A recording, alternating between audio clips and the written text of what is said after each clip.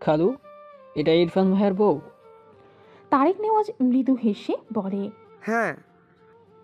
জাহিদ মায়রার দিকে হাত বাড়িয়ে বলে, hi, nice to meet you. Maira আমতা আমতা করে অপরিচিত ছেলের সাথে হাত মেলাবে কেমন যেন লাগছে। নিজের সংকোচন কাটাতে না পেরে ছোট করে একটা সালাম দিল। জাহিদ ভ্রু কুচকে সালামের উত্তর নিয়ে তার হাত সরিয়ে আনে। তার খালুর দিকে তাকিয়ে বলে, এই ছোট পুতুলকে কোথায় পেলে খালু? তারেক নেওয়াজ ভেতরে যেতে যেতে বলে। ভাগ্য ছিল তাই পেয়েছি। মায়েরা বোকা চোখে জাহিদের দিকে চেয়ে আছে। জাহিদ হেসে বলে, তুমি তো অনেক ছোট, আমি তোমাকে তুমি করেই বলছি। তোমার নাম? মায়েরা জোরপূর্বক হেসে উত্তর দেয়, জি, মাইরা ইসলাম। জাহিদ সাইড দিয়ে বলে, ওকে, আমি তোমাকে নাম ধরে ডাকলে মাইন্ড করবে? তুমি আমার চেয়ে অনেক ছোট। ইরফান ভাইয়া বেশ রাগী। ভাইয়া অনুমতি দিলে কনফার্ম তোমাকে নাম ধরে ডাকবো, ওকে? মায়েরা বিরক্ত। এক পাগলের থেকে ছাড়া পেয়ে আরেক বেয়াদবের পাল্লায় পড়ল। ধ্যান, তবু জোরপূর্বক হেসে মাথা নাড়াল। জাহিদ সাইড দিয়েছে দেখে দ্রুত ভেতরে যায়। জাহিদ দরজা আটকে এগিয়ে যায়। ভেতর থেকে ইরফানের গলা বেরিয়ে সোফায় বসে। জাহিদ মায়রার পাশে দাঁড়িয়ে বলে, আমি এরকম একটা কিউট পুতুল চাই আম্মু। How sweet. জাহিদের কথায় সবাই হাসল। জাহিদের মা বলল, তোমার জন্য মেয়ে ঠিক করেছি আমরা। জাহিদ মন খারাপ করে বলল, এমন কিউট বাচ্চা পুতুল ছাড়া বিয়ে করব না, ডিসিশন ফাইলা। জাহিদের কথায় মায়েরা বেশ বিব্রত বোধ করছে। এতগুলো মানুষ কারা, কাউকেই চিনতে পারছে না মেয়েটা। ইনায়ের পিঠ সমান চুলগুলো ছেড়ে দেয়া। এসে গোসল করেছে, চুল ভেজা তাই ছেড়ে রেখেছে। খাবার শেষে বসা থেকে উঠে দাঁড়ালো। মায়রার পাশে এসে দাঁড়িয়ে জাহিদের দিকে তাকিয়ে বলল, জাহিদ ভাইয়া, আমার ভাবির দিকে নজর দিও না তো, যাও। ইনায়ার কথা শুনে জাহিদ ইনোসেন্ট ফেস বানিয়ে তার মায়ের পাশে গিয়ে বসে বলল, ওহো ইয়া, আমি তোমার ভাবির দিকে নজর দিইনি, তোমার ভাবির মতো একজনকে চেয়েছি। ইনায়া মায়রার দিকে তাকিয়ে বলল, মাশাল্লাহ, তুমি এত সুন্দর ভাবি, আমার তো মেয়ে হয়ে হিংসে হচ্ছে। মায়েরা খুবই বিব্রত বোধ করছে। এরা সবাই তাকে কি এখন জাদুঘরে রাখবে নাকি? একটু না হয় ফর্সাই। মায়েরার মনে হলো এরা তাকে পাম দিয়ে ফোলাতে চাইছে। অনেকক্ষণ তো চুপ থাকলো, এখন কথা না বললে পেট ফেটে যাবে। মেকি হেসে বলল, তোমরা এই বাসার কে আমি জানি না, তবে তোমরা সবাই আমাকে পাম দিচ্ছ, আমি ধরে ফেলেছি। মায়েরার কথা শুনে সবাই অবাক হয়ে তাকালো। নতুন বউয়ের মুখে এমন কথা শুনে সবাই একটু অবাক হয়েছে। মায়েরা সবার এক্সপ্রেশন দেখে বুঝলো না সে কি ভুল কিছু বলে ফেললো। ইনায়া হেসে বলল, মোটেও পাম দিচ্ছি না, তুমি আসলে খুব সুন্দর। এর মাঝে ইরফানের মা ঘর থেকে বেরিয়ে এসে বলে, কি হয়েছে? ইনায়া মায়রার হাত ধরে বলে, আম্মু, ভাবি অনেক কিউট। তো কি করব? মায়ের কথা ইনায়ের মুখ চুপসে গেল। ইনায়া তার বাবার দিকে তাকালে দেখলো তার বাবা তার দিকে গম্ভীর মুখে চেয়ে আছে। ইনায়া বুঝলো না মা এভাবে কথা বলছে, বাবা ওভাবে দেখছে। তার ট্যুরের ব্যাপারে কি ভাইয়া বলে দিয়েছে? আপাতত এই ভাবনা রেখে মায়রার দিকে তাকিয়ে বলল, তুমি কিসে পড়ো ভাবি? মায়রা মৃদু হেসে বলল, আমি এবার এসএসসি দিব। তুমি আমার বরের বোন তাই না? আমার শাশুড়িকে আম্মু ডাকলে তাই ধরে ফেলেছি। জাহারা, জাহিদ আর ইনায়ার খালা সবার দিকে হাত দিয়ে দেখিয়ে বলে, ওনারা সবাই কারা? আমাকে পরিচয় করিয়ে দাও তো আপু। মায়রার কথা শুনে ইনায়া হা করে তাকালো। দেখে মনে হচ্ছে মায়রা তার বান্ধবী। মেয়েটার মাঝে কোনো সংকোচ নেই। ইনায়ার ভালোই লাগলো। তবে মায়রা এসএসসি দিবে শুনে অনেক অবাক হলো। এত ছোট সে এবার এইচএসসি দিবে। তার এত বড় ভাইয়ের বউ তার চেয়েও 2 বছরের ছোট। হায় আল্লাহ! অতঃপর বলে, তুমি তো অনেক ছোট, আমার চেয়েও ছোট। মায়রা হেসে বলে, জি আপু, আসলে তোমার ভাই বুড়ো, সে হিসেবে আমি একটু ছোটই। মায়রার কথা শুনে প্রত্যেকে হা করে চেয়ে আছে। ইরফানের খালার মায়রাকে পছন্দ হলো না, বিরক্ত হয়ে বলল। রুমা নেওয়াজ কোনো কথা বলল না। তারেক নেওয়াজ গম্ভীর গলায় বলল, আমার বৌমাকে নিয়ে বাজে কমেন্ট করবে না কেউ। তারেক নেওয়াজের কথায় জাহারার মা চুপ হয়ে গেল।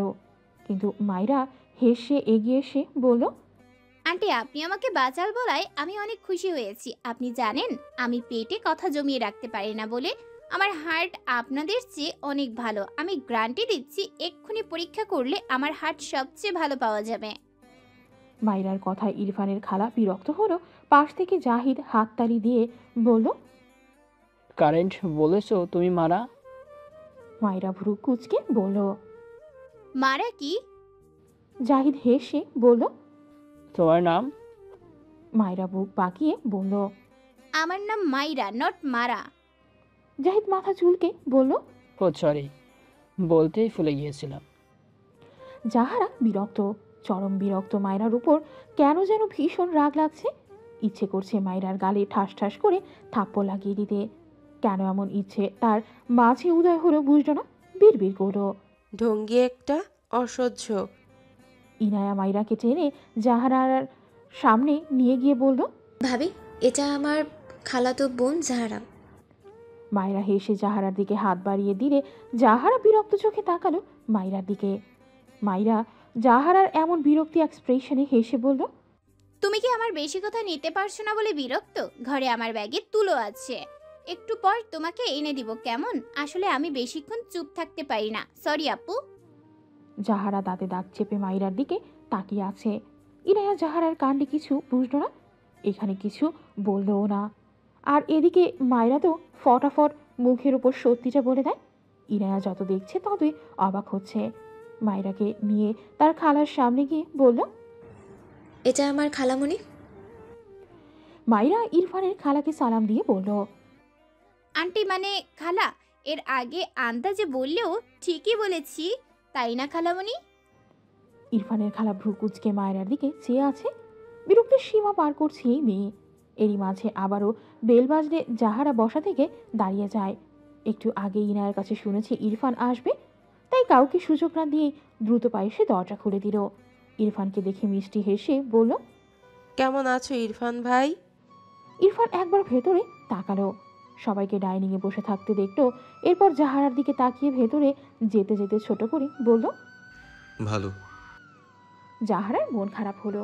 সে কেমন আছে এটা একবার জিজ্ঞেস করে কি এমন হতো। ইরফান তার খালার সাথে কথা বলার জন্য সেদিকে এগিয়ে যায়।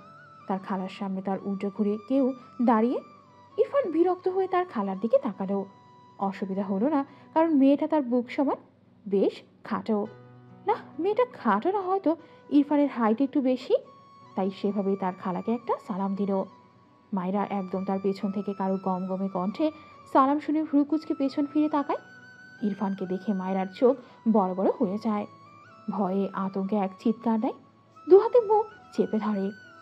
পেছন থেকে পড়তে পড়তেও ডান হাতে সোফার কোণা ধরে নিজেকে সামনে নেয়। ইরফান ভ্রু কুচকে মায়রার দিকে চেয়ে আছে। মায়রা ভয়ে ঢোক গিলছে বারবার। সবাই বুঝল না মায়রা এভাবে চিৎকার দিল কেন।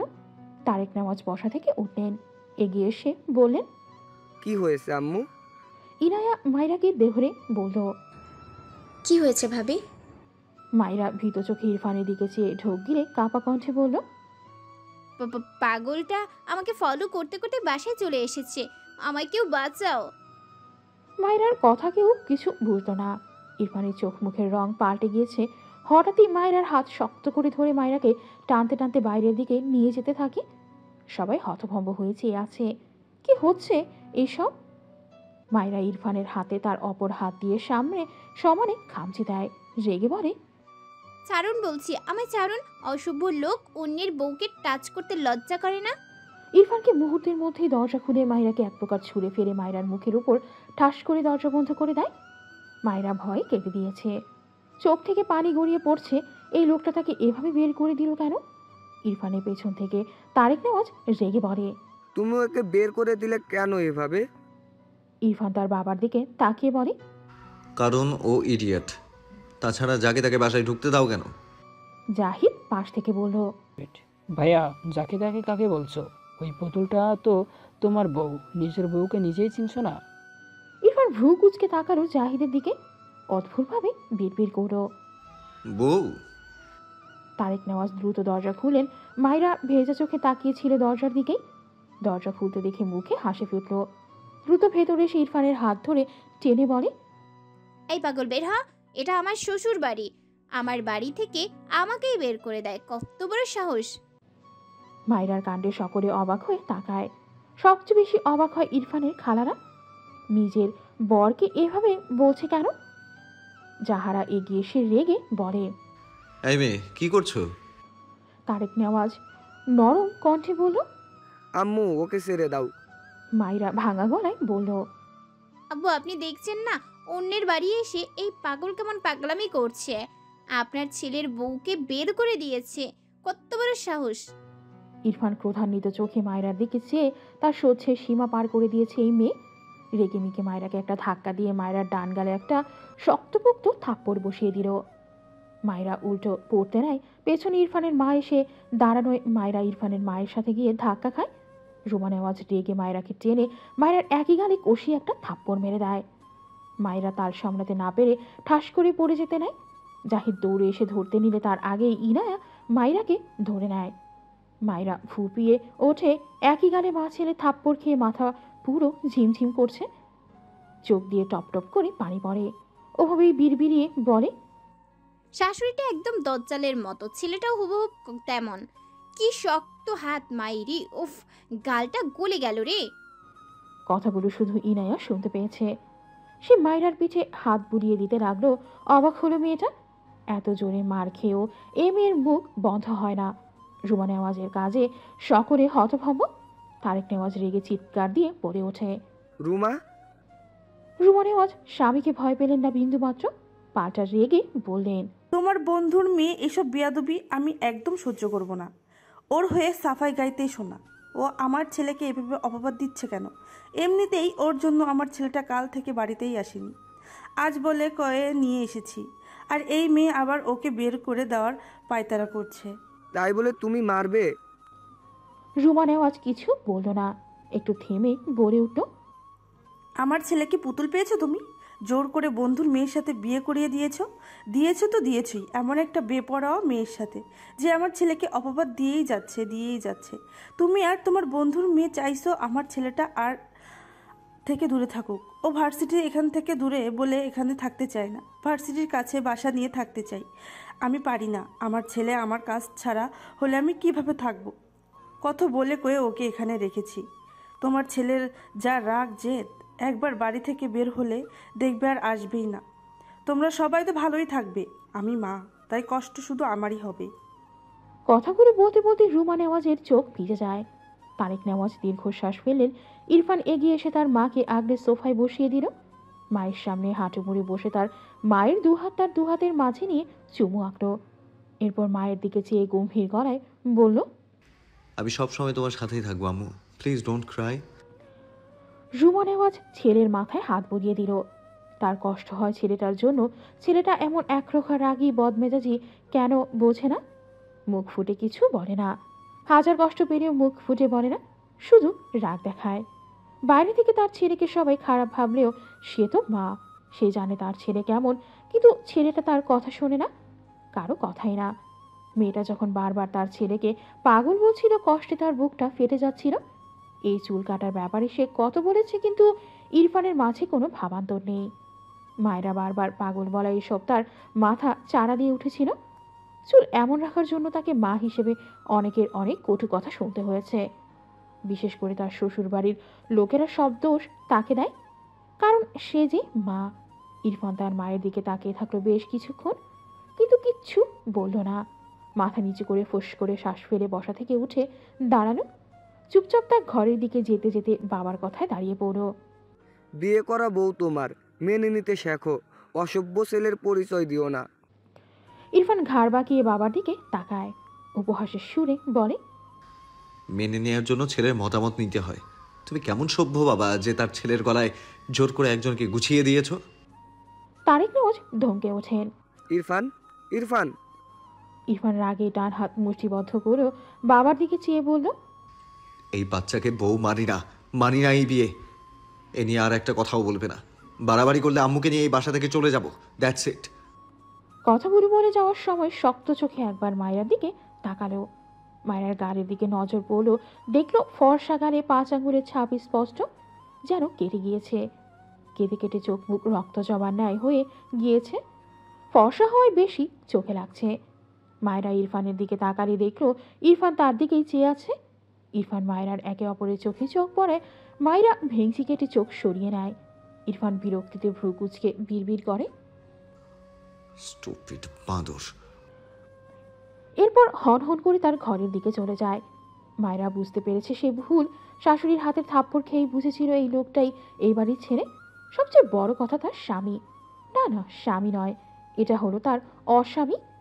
বারবার তাকে অস্বীকার করে একদিন সেও বলবে, এই যে অসভ্য লোক, কান খুলে শুনুন, আমি আপনাকে স্বামী হিসেবে মানি না।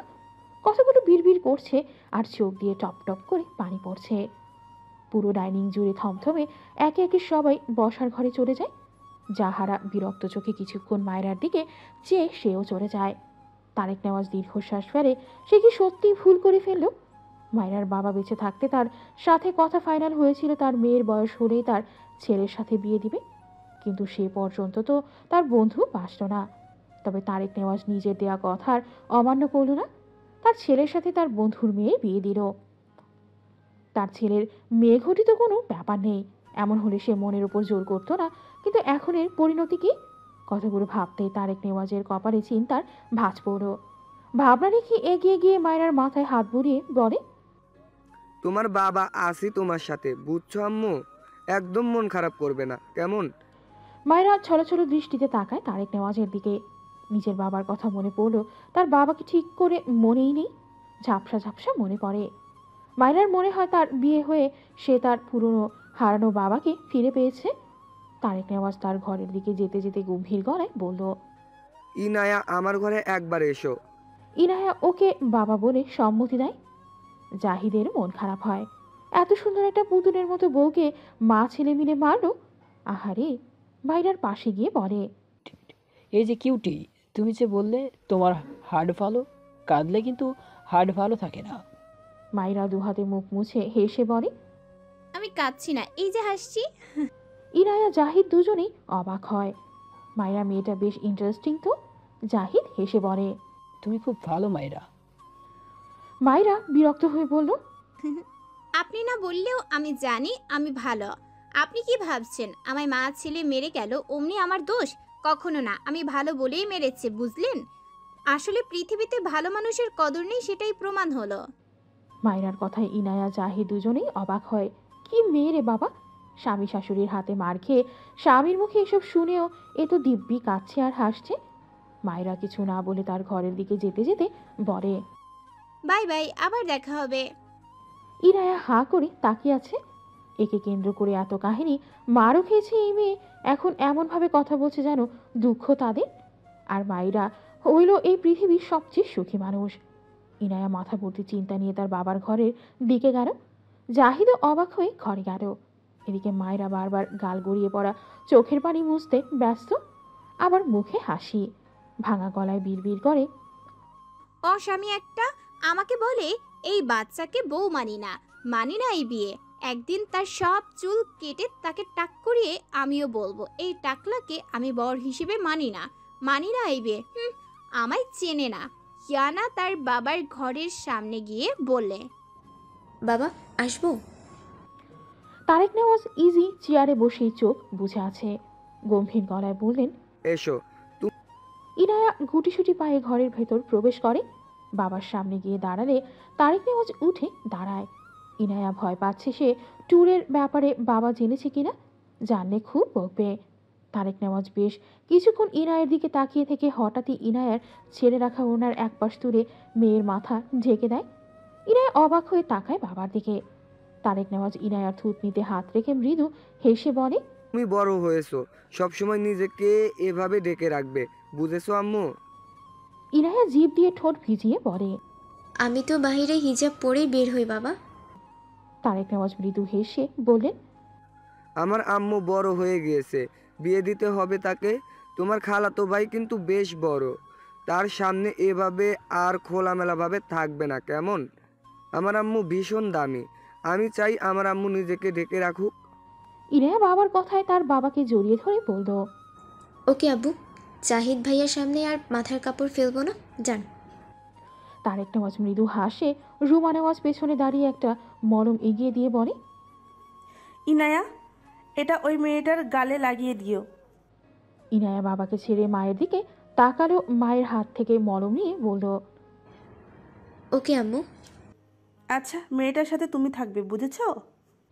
ইনায়া অবাক হয়, তার মা এই মেয়েটাকে মারলো, আবার আড়াল থেকে তার কত সুন্দর যত্ন নিচ্ছে। তারেক নেওয়াজ মৃদু হাসে। তিনি জানেন তার স্ত্রী হঠাৎ রেগে যাই করুক, ওপর থেকে যেমনই হোক, ভেতরটা ভীষণ নরম। মায়েরা ঘরে গিয়ে শরীর থেকে বোরখা ছেড়ে হিজাব খুলল। এরপর ফ্রেশ হতে ওয়াশরুমে গিয়ে উজু করে মুখে পানি দেওয়ার সময় মনে হলো কাটা ঘায়ের উপর নুন ছিটিয়ে দিয়েছে কেউ। তাতে দাঁত চেপে সহ্য করে নিল। পানির সাথে সাথে কয়েক ফোঁটা চোখের নোনতা পানি মিশে যায়। মায়ের কথা ভীষণ মনে পড়ল। তার মা তাকে কখনো মারেনি। সৎ বাবার জন্য অনেক ভালো না বাসতে পারলেও আঘাত করতো না। তার মেয়েকে আজ বড় শাশুড়ি দুজন মেরেছে জানলে মা কি খুব কষ্ট পাবে? কথাটা ভেবে শব্দ করে হেসে ফেলল। তার মা নতুন সংসার নিয়ে বিজি, তাকে নিয়ে ভাববে কেন অযথা? নিজের মাথায় নিজে একটা চাটি মেরে আবারও মুখে পানি দিয়ে হাত দিলে ব্যথা পেয়ে শব্দ করে ওঠে। চোখ মুখ কুচকে নিজেকে সামনে অজু শেষ করে বেরিয়ে আসে। এরপর নামাজ পড়ে নেয়। নামাজ শেষে মায়েরা তার ছোট্ট ব্যাগ থেকে বিভিন্ন ধরনের বেশ অনেকগুলো চকলেট নিয়ে বসত বিছানার ওপর। তার শ্বশুরের থেকে কিনে নিয়েছে এগুলো। একটা চকলেট ছিঁড়ে খেতে লাগলো, তখনই কেউ ঘরে আসে। মায়েরা দরজার দিকে তাকিয়ে ইনায়াকে দেখে হেসে বিছানা থেকে নেমে বলে, আপু তুমি এসো এসো। ইনায়া মায়েরার দিকে তাকিয়ে আছে। মেয়েটার ডান গাল অসম্ভব লাল হয়ে আছে। তার নিজেরই ভীষণ খারাপ লাগছে। আর এই মেয়েটা কিভাবে হাসছে।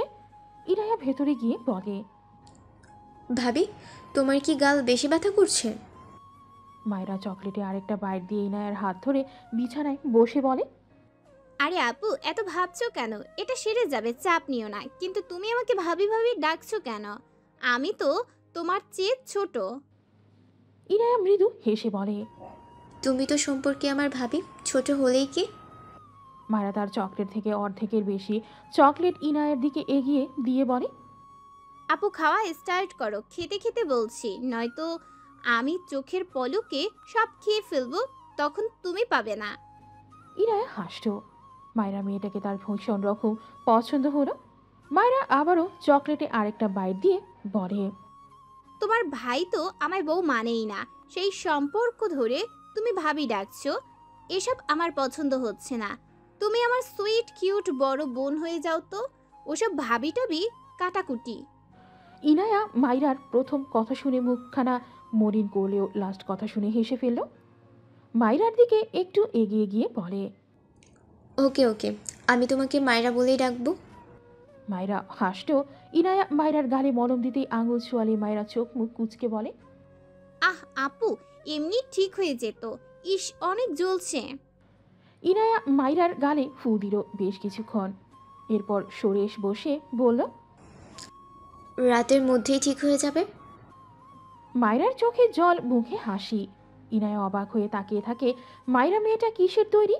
মাইরা চকলেট খেতে খেতে বলে, আপু তুমি মাগরিবের নামাজ পড়েছো? ইনায়া মাথা নাড়িয়ে বলে, না, কাঁচা হয়ে গিয়েছে, একেবারে ঈশ্বরের সাথেই পড়ে নেব। মাইরা মাথা নাড়িয়ে বলল, আরে না না, বসে থাকবা কেন? যাও আগে নামাজ পড়ে এসো আপু। একটু ভেবে বলল, তোমার চকলেট খাবো না পাক্কা। যাও যাও নামাজ পড়ে এসো। ইচ্ছা করে লেট করা ঠিক না। মাইরার কথা ইনায়া হাসল। মেয়েটা খুবই চটপটে। ইনায়া মাইরার গালে হাত দিয়ে বলল, তুমি খুব ভালো মায়েরা। মাইরা হেসে বলল, এটা তো আমি জানিয়েই, আমি নিজেই সবাইকে বলে বেড়াই। এই বাড়ির মানুষ দেখি শুধু আমাকে ভালোই বলছে, যদিও স্বামী শাশুড়ি মিলে মুখের মানচিত্র পাল্টে দিয়েছে, বাট আমি কিছু মনে করিনি আপু। কথাগুলো বলে একটু থামলো। হঠাৎই মুখটা মলিন হয়ে যায়, মৃদু স্বরে বলে, এখানে এসে তো আমি একটা বাবা পেয়েছি। আমার বাবা খুবই ভালো আপু। ইনায়া অবাক হয়ে মাইরার ভয়েস টোনে জিজ্ঞেস করে, তোমার বাবা? মাইরা চোখ তুলে তাকায় ইনায়ার দিকে, অতপর হেসে বলে, নেই।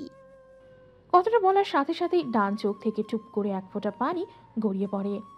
মাইরার সাথে সাথে শব্দ করে হেসে দেয়। হাতের চকলেট রেখে দু হাতে চোখ মুছে বলে, আপু তুমি নামাজ পড়ে নাও, যাও। ইনায়া বিস্ময় ভরা চাহনিতে তাকিয়ে আছে মায়রার দিকে। মায়রা ঠেলে ইনায়াকে ওয়াশরুমে পাঠায়। ইনায়া কথা বলার ভাষা হারিয়েছে। সে মায়রার মতো মানুষ সত্যিই দেখেনি। মেয়েটা কষ্ট পাচ্ছে, চোখ দিয়ে পানিও ঝরছে, আবার হাসছে।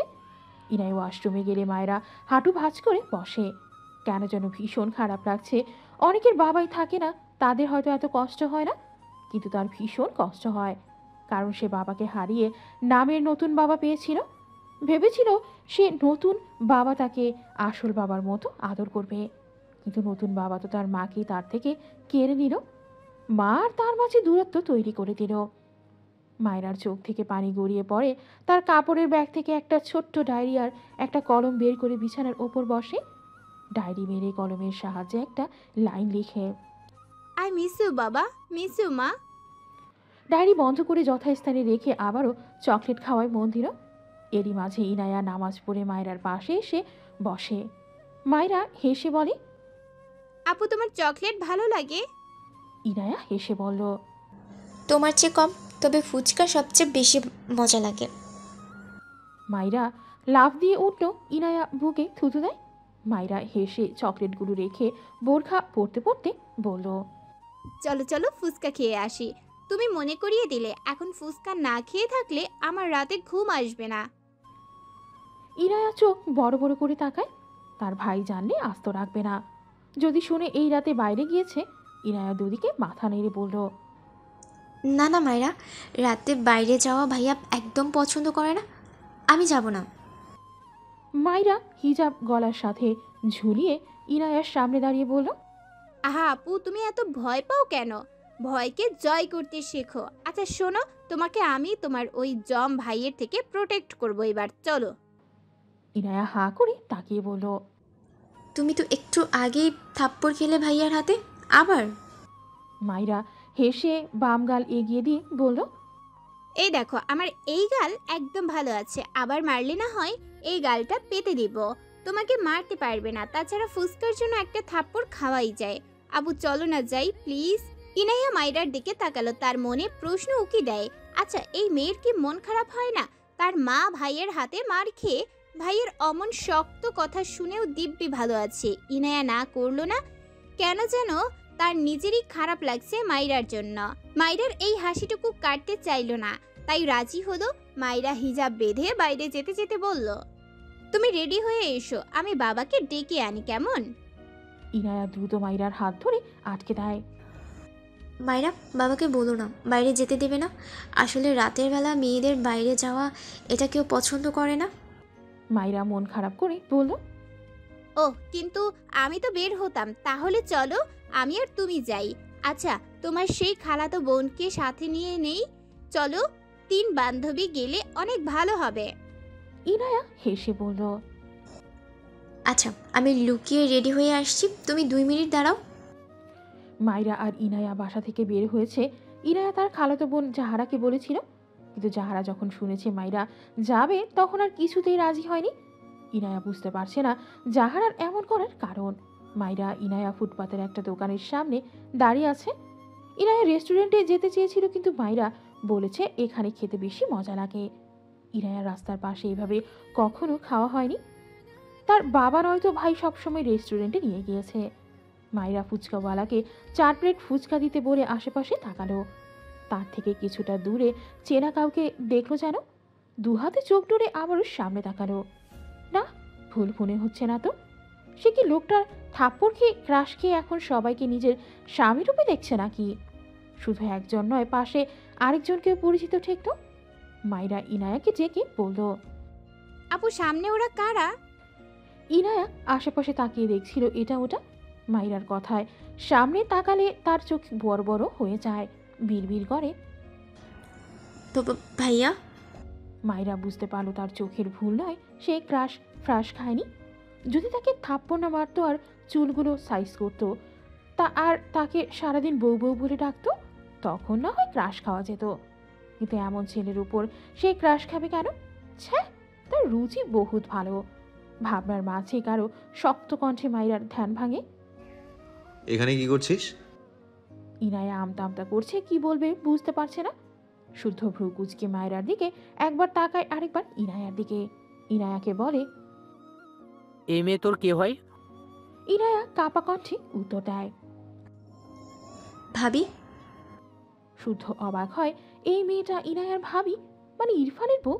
অদ্ভুতভাবে বলে ওঠে। হোয়াট?